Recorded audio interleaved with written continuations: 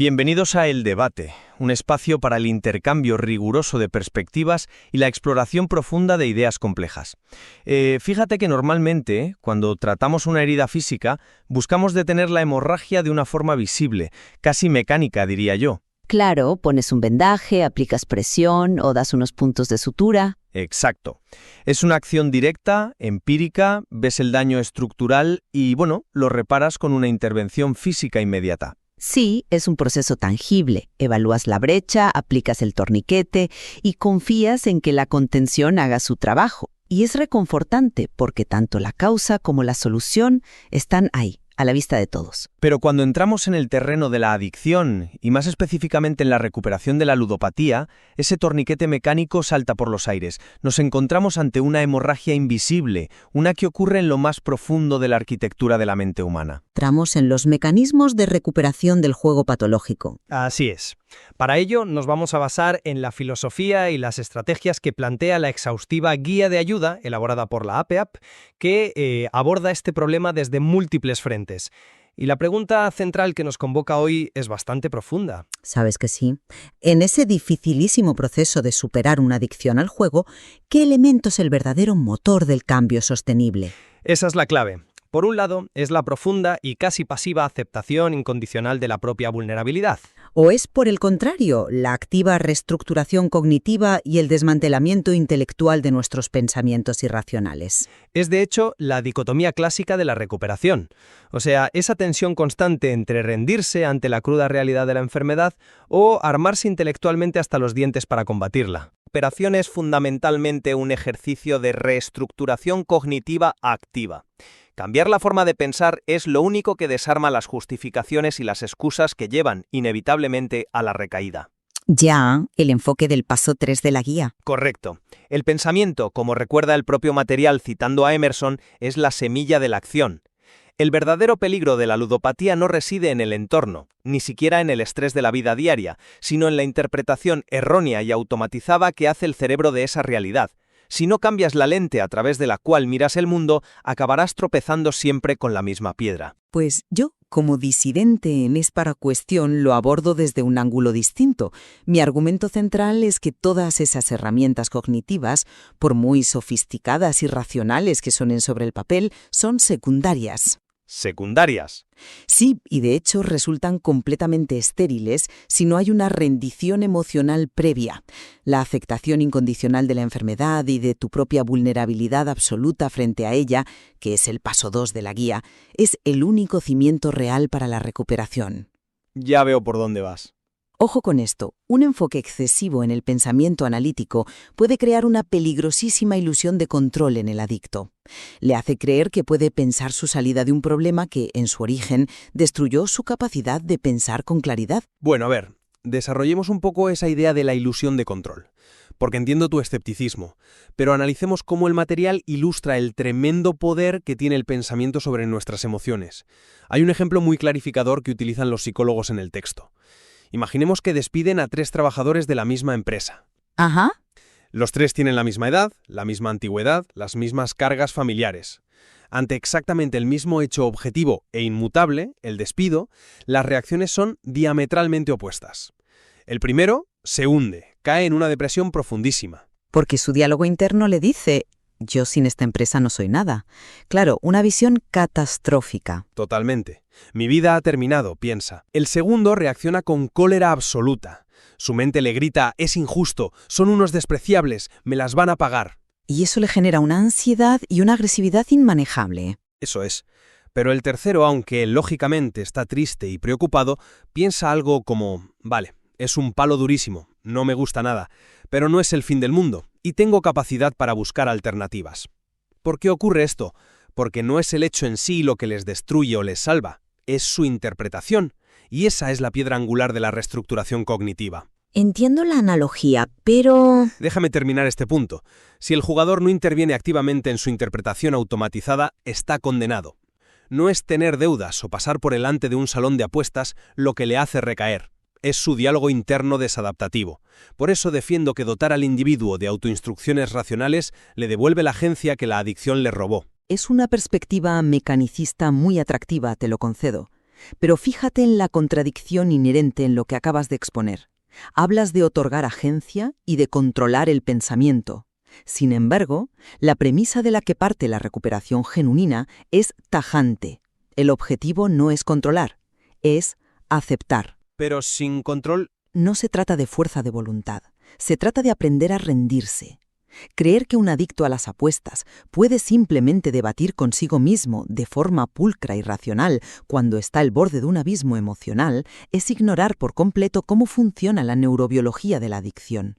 La recuperación exige una renuncia radical a esa supuesta agencia. Una renuncia total. Sí, como bien formulaba el psiquiatra David Biscott en el material, aceptar nuestra vulnerabilidad en lugar de tratar de ocultarla es la mejor manera de adaptarse a la realidad. Si no partes de esa base incondicional, de mirarte al espejo y decir, acepto que mi manera de pensar está corrupta por la enfermedad y soy vulnerable, todo tu armazón cognitivo posterior es construir una casa preciosa sobre arenas movedizas. Entiendo tu énfasis en la vulnerabilidad, de verdad, es poético y tiene sentido. Pero vamos a poner esto a prueba en el campo de batalla real, de la recaída. A quien nos está escuchando ahora mismo le interesará saber cómo funciona realmente una recaída en el cerebro. El famoso efecto de violación de la abstinencia, supongo. Exactamente, el EVA. Y cuando diseccionas el EVA, ves que nace y se desarrolla de una forma puramente cognitiva. El problema no empieza con una falta de aceptación mística, empieza con un fallo lógico, concretamente con un sesgo de confianza, una autoeficacia positiva e irracional donde el individuo se dice, llevo meses limpio, por echar una moneda no pasa nada. Ya, la primera mentira. Exacto. El cerebro busca su pico de dopamina y engaña a la mente lógica. El individuo cede. Y ahí entra la disonancia cognitiva. Pasa del subidón a una culpa aplastante, rindiéndose temporalmente con pensamientos como «ya lo he estropeado», «soy lo peor», «ya me da igual todo». Sí, el fatalismo. Y desemboca en una sensación de debilidad total. Fíjate que es una cascada impulsada exclusivamente por ideas irracionales encadenadas. Y dado que el enemigo principal aquí es un sesgo cognitivo, la solución tiene que ser reprogramar ese sesgo. Tratar de detener una recaída provocada por el EVA solo con aceptación incondicional es como intentar detener un virus informático apagando el monitor de la pantalla. Vaya. No solucionas el fallo estructural, el virus sigue ahí. Necesitas meterte en el código, reprogramarlo, y que la persona sea capaz de interrogar a su propia mente y decirse, es mentira que ya dé todo igual porque haya fallado una vez. Un tropiezo no es una caída al precipicio. ¿Has considerado el origen de ese supuesto virus? Entiendo lo del código, pero yo te digo que la aceptación incondicional no es apagar el monitor, es desenchufar la máquina entera de la red eléctrica para que deje de infectarse. Desenchufar la máquina no te enseña a manejar la ansiedad. Pero te salva la vida en ese instante. El propio manual advierte de una verdad muy incómoda.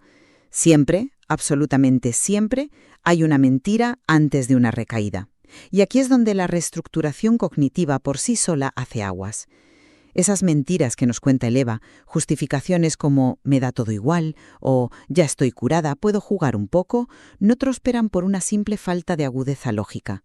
Entonces, ¿por qué prosperan con tanta fuerza, si no es un fallo lógico? Prosperan porque el individuo ha abandonado, minutos o días antes, la profunda aceptación de su identidad como ludópata. La filosofía de la rendición dicta que debes aceptar que nunca más podrás jugar, ni un poco ni de broma. La lógica no falla primero. Lo que flaquea es la aceptación de tu propia naturaleza vulnerable. Bueno, yo lo veo más como una falta de entrenamiento. Es que cuando el jugador empieza a justificar ese solo un poquito, no está cometiendo un error lógico reparable con un debate socrático interno. Está demostrando soberbia. Está rechazando su vulnerabilidad y creyéndose superior a su enfermedad. La mente racional es brillantísima inventando excusas. Fíjate en la cantidad de falsas justificaciones. Juego porque lo controlo, para distraerme, porque he tenido un mal día. Sí, excusas hay miles. Claro, por eso. Si confías en que tu mente, repito, la misma mente que te metió en la adicción, te va a salvar mediante la pura lógica en un momento de presión extrema, estás perdido. La lógica falla estrepitosamente cuando la base de la aceptación cruje. Vale, veo por qué piensas eso. pero permíteme ofrecerte una perspectiva diferente sobre cómo operan estas herramientas bajo presión. Creo que imaginas la reestructuración cognitiva como un proceso larguísimo. Hablas de la lógica como si fuera un ejercicio filosófico denso que uno tiene que sentarse a escribir mientras el edificio está en llamas. No escribir, pero sí procesar a un nivel superior. Pero el entrenamiento cognitivo es tremendamente pragmático. Por eso se insiste tanto en las autoinstrucciones en el paso 3.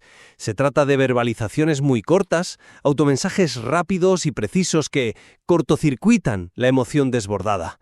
Y aquí entran los 4 verbos fundamentales, que me parecen una genialidad: necesitar, apetecer, soportar y convenir. Los famosos 4 verbos de la guía. Ya. Sí, y son transformadores en la práctica. Pongamos un ejemplo visceral. Imagina un jugador en recuperación que camina por su barrio y pasa por delante de su antiguo salón de apuestas. De repente siente el impulso físico, el sudor frío, la urgencia. Su cerebro automático le lanza el primer dardo. Necesito entrar, no aguanto esta ansiedad. Y ahí la vulnerabilidad le golpea de frente. Exacto. Y si no tiene herramientas, esa palabra, necesitar, le empuja por la puerta. Pero si está entrenado, reemplaza el verbo automáticamente. Se dice a sí mismo: ojo, no necesito jugar. Tal vez me apetezca, tal vez lo desee con muchísima fuerza, pero no lo necesito como necesito el aire para respirar. Puedo soportar esta incomodidad. Esto desarma el pánico instantáneamente. Y luego llega el jaque mate racional: diferenciar entre apetecer y convenir. El impulso le dice: como me apetece, me da igual el resto. Y la autoinstrucción responde: me apetece sí, pero analizo si me conviene tirar por la borda mi familia, mi dinero y mi paz mental. En situaciones de altísimo riesgo, esta capacidad quirúrgica es un escudo protector poderosísimo. Lo siento, pero no acabo de comprar ese argumento. Déjame explicarte por qué me parece insuficiente en el mundo real, fuera del laboratorio psicológico. Adelante. Esas verbalizaciones, por muy cortas que sean, requieren un nivel de energía mental, de reserva cognitiva y de corteza prefrontal funcional que sencillamente se evapora bajo estrés extremo. Bueno, para quien nos esté escuchando y quizá no esté familiarizado con esa terminología, aclaremos esto. Estás hablando de cómo el cerebro cambia de jefe bajo estrés, ¿verdad? Exactamente. En situaciones normales, tu corteza prefrontal, la parte lógica, es el director de orquesta. Te permite hacer ese cálculo de me apetece frente a me conviene. Pero cuando estás bajo una crisis aguda, por ejemplo, si tienes el agua al cuello por las deudas y acabas de discutir con tu pareja, esa corteza prefrontal básicamente se apaga.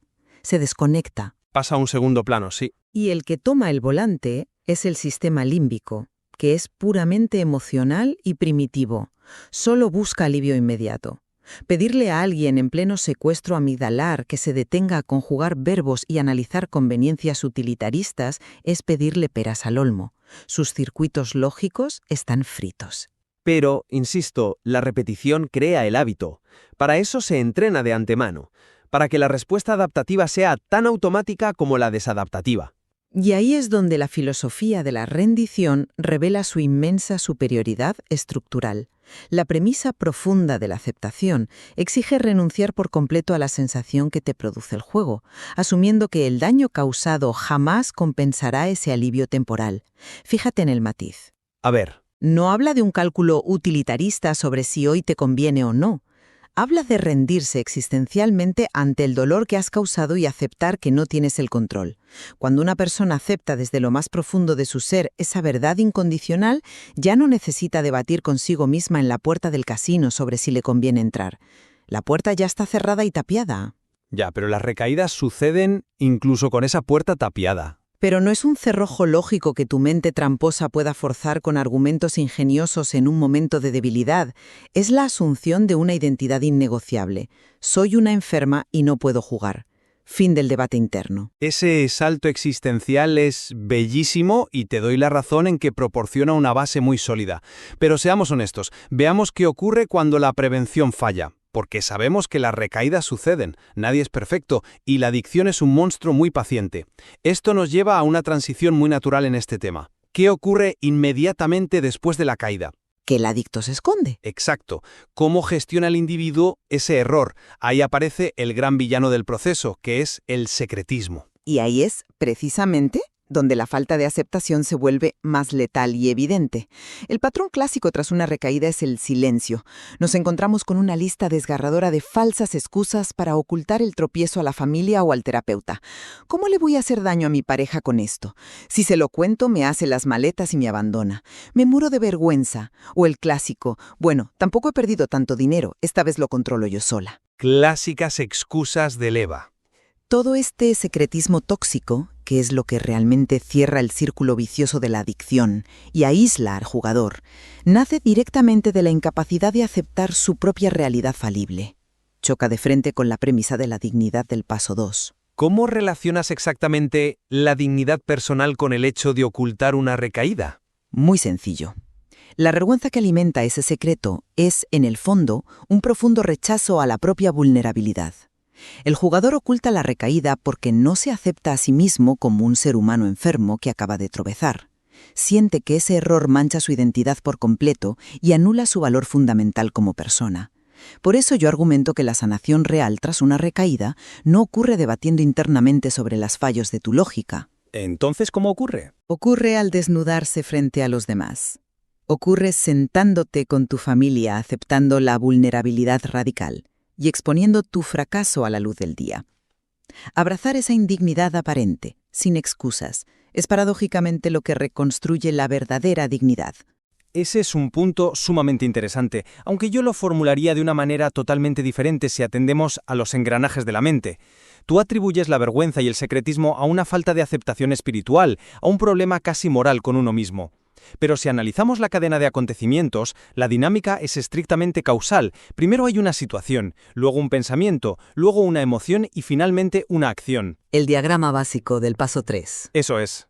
Lo que tú llamas incapacidad de aceptar son en la práctica clínica ejemplos de manual de creencias irracionales operando a toda máquina en tiempo real. ¿En qué sentido ves creencias irracionales en la vergüenza profunda?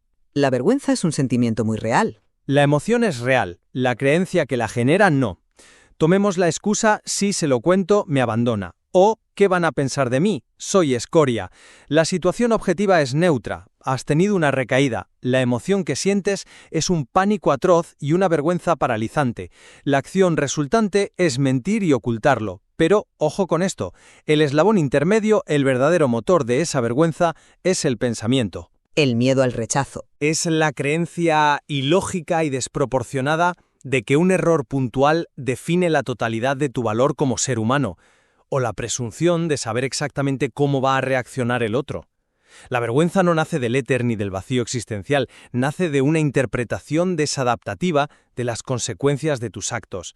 Si tú no entrenas a la mente a interrogar esos miedos, haciéndote preguntas como ¿qué pruebas reales tengo de que mi pareja me va a dejar si soy honesto?, entonces esa supuesta aceptación pasiva de la que hablas se convierte rápidamente en un fatalismo paralizante. Yo no diría que... La aceptación, si no tiene el contrapeso afilado de la reestructuración cognitiva, degenera muy fácilmente en mera resignación y victimismo. A ver, pero yo no estoy abogando por el victimismo ni muchísimo menos, todo lo contrario. Aceptar incondicionalmente es quizá el acto más valiente y proactivo que puede realizar una psique destrozada por la adicción. El peligro del victimismo surge precisamente cuando confundimos términos. Hay un autoengaño clásico, que es la rendición temporal o definitiva. El ya que más da. Exacto. Es ese momento donde el individuo tira la toalla y dice, ya que más da, he recaído, no sirvo para esto. Eso no es la aceptación profunda de la que yo hablo. Eso es debilidad camuflada, es dejarse vencer por la enfermedad. La aceptación incondicional genuina implica mirarte a ti mismo y decir, acepto que nunca más debo asumir riesgos innecesarios. Acepto el inmenso dolor que he producido a los míos. Sí, asumirlo de frente. Y lo más importante, asumirlo sin huir de ese dolor mediante nuevas racionalizaciones o volviendo a jugar para anestesiar la culpa. Es estar en el barro y reconocer que estás en el barro. Claro, pero para no huir despavorido de ese barro, de ese dolor agudo de la culpa, necesitas imperativamente herramientas cognitivas. Necesitas saber decirte a ti mismo que puedes soportar ese dolor sin anestesiarlo, utilizando otra vez ese maravilloso verbo soportar. Por eso considero que si bien la rendición y la aceptación marcan los cimientos sobre los que se edifica cualquier recuperación, la reestructuración del pensamiento es la argamasa. La argamasa que lo une todo. Sí, es el cemento diario que impide que el edificio entero se derrumbe ante la primera racha de viento fuerte. Y bueno, para ir resumiendo mi postura en todo este complejo análisis, reconozco y aplaudo la inmensa belleza y la absoluta necesidad de aceptar la realidad innegable de la enfermedad. Es el inicio del camino, el abrir los ojos. Sin embargo, en la trinchera del día a día, en esos microsegundos críticos donde un ludópata recibe un mensaje cobrándole una deuda, o donde se siente superado por la ansiedad, Ahí necesitas más que aceptación. exacto. La supervivencia pura y dura requiere habilidades prácticas, requiere identificar de inmediato las excusas irracionales que su cerebro adicto le va a lanzar y responder a ellas con alternativas lógicas, desmontándolas una por una. No basta con sentir que lo estás haciendo mal, hay que argumentar con la razón contra el propio impulso.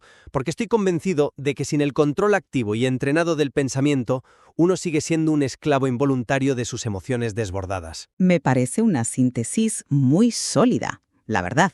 Por mi parte, para resumir mi perspectiva, concedo abiertamente que las herramientas cognitivas, esos debates internos y las autoinstrucciones rápidas, son tácticas formidables.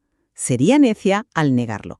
Son el equipamiento de supervivencia necesario para la escaramuza diaria.